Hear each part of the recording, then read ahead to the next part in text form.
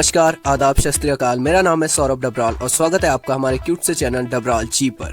तो चलो यार वीडियो शुरू करते हैं। तो आज की वीडियो में हम बात करेंगे देश के सबसे बर्निंग इश्यूज में से एक रहे पॉपुलेशन एक्सप्लोजन के बारे में, जिसे हिंदी में हम कहते हैं जनसंख्या विस्फोट।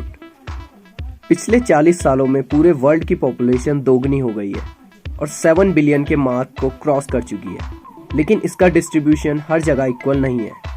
इंडिया जो एरिया वाइज दुनिया का 7वां सबसे बड़ा देश है, लेकिन पॉपुलेशन वाइज वो दुनिया का दूसरा सबसे बड़ा देश है।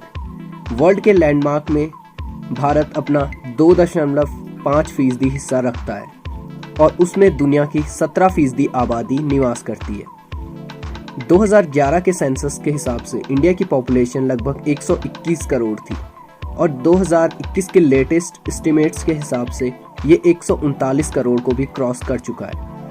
ओवर पॉपुलेशन वो सिचुएशन है जिसमें किसी स्टेट और कंट्री के रिसोर्सेस पॉपुलेशन की डिमांड्स को पूरा नहीं कर पाते। इसके साथ ही सोसाइटी में पॉवर्टी, हंगर और अनएम्प्लॉयमेंट बढ़ता है। साथ ही poor living standards and lack of sanitization की वजह से कई सारी खतरनाक बीमारियां तेजी से फैलती है, जैसा हाल ही हमने कोविड-19 पैंडेमिक के दौरान देखा है। इसलिए गवर्नमेंट को चाहिए कि वो कंट्री की पॉपुलेशन को कंट्रोल करने के लिए सख्त कदम उठाए। ये मेरा कहना नहीं है, ये कहना है हमारे सिस्टम में बैठे बुद्धिजीवी लोगों का और हमारे कुछ चुनिंदा न्यूज़ चैनल और मीडिया का। लेकिन क्या सच में ऐसा है? चलिए देखते हैं। ज़्यादा दूर क्या जाना, हमारे पड़ोसी देश चाइना का ही एग्जाम्पल ले लेते हैं। उनकी पॉपुलेशन तो हमसे भी ज़्यादा है, लेकिन आज चाहे वो इकोनॉमी हो, साइंस हो या एम्प्लॉयमेंट जनरेशन हो, हर मामले में वो हमसे आगे हैं। वहीं ईस्ट में जापान है, जिसकी आबादी यूँ तो हमसे काफ़ी कम है, लेकिन एक small country with lack of vital natural resources और हाई पॉपुलेशन डेंसिटी को देखते हुए चुनौतियां उनके लिए भी काफ़ी थी। लेकिन वर्ल्ड वॉर सेकेंड में पूरी तरह से तबाह हो जाने के बाद भी आज दुनिया के सबसे एडवांस और डेवलप्ड नेशन में उसे गिना जाता है। तो क्या वजह है कि हमारा देश ऐसा नहीं कर पाया? आइए जानते हैं। आजकल हम लोग बढ़ती पॉपुलेशन को एक बर्डन और लाइबिलिटी की तरह देखते हैं। ये हमारी मेंटेलिटी बन चुकी है। लेकिन वर्ल्ड का सबसे प्रीशियस रिसोर्स जो है वो है ह्यूमन रिसोर्स, यानी मानव संसाधन, जो बनता है ह्यूमन पे प्रॉपर इन्वेस्टमेंट करके, उसकी एजुकेशन में, उसकी हेल्थ में, उसके स्किल डेवलपमेंट में, साथ ही साइंस और मॉडर्न टेक्नोलॉजी में, जिससे यही मानव आगे चल के बेटर आइडियाज़, टेक्नोलॉजी और स्किल्स से एग्जिस्टिंग रिसोर्सेज को बेहतर से बेहतर ढंग से यूटिलाइज करता है और नए नए इनोवेशन से सोसाइटी में पॉजिटिव चेंज लाता है। और ये सो कॉल्ड बढ़ती बेरोजगारी, डिक्रीजिंग जीडीपी और फॉलिंग इकोनॉमी की प्रॉब्लम दूर हो जाती है।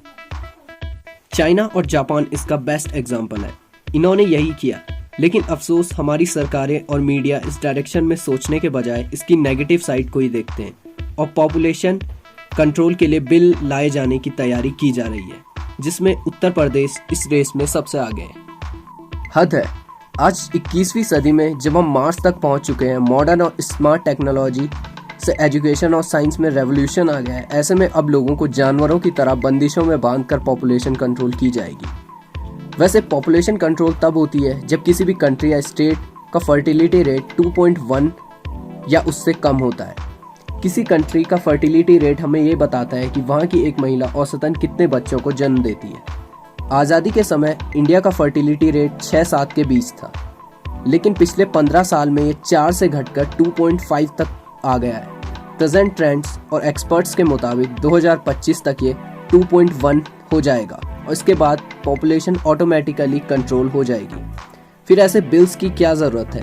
ये एकदम लॉजिक और सेंस से परे है। चाइना ने भी हाल ही में अपने देश में बढ़ते बुजुर्गों की संख्या और घटती यूथ पॉपुलेशन को देखते हुए टू चाइना पॉलिसी को हटा दिया है, ताकि उनकी इकोनॉमी को और जीडीपी को सुस्त होने से बचाया जा सके। और हमारी जीडीपी तो पहले से ही नेगेटिव चल रही है।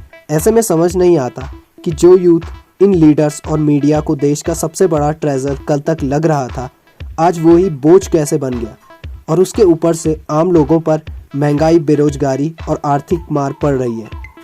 बजाय इस तरफ कुछ करने के सारा दोष बढ़ती पॉपुलेशन पे मढ़कर ऐसे पॉपुलेशन कंट्रोल बिल्स थोपे जा रहे हैं। मेरी गवर्नमेंट से यही गुजारिश है कि इन सब के बजाय अगर एजुकेशन, अनएम्प्लॉयमेंट और देश की गिरती इकोनॉमी की तरफ ध्यान दें तो देश और देशवासियों के लिए बेहतर होगा। Stay tuned with us, be smart, be safe. और अगर अब तक आपने हमारे चैनल को सब्सक्राइब नहीं किया है तो प्लीज कर दीजिएगा और बेल आइकन को भी प्रेस कर दीजिए। Be part of our Dabral ji family.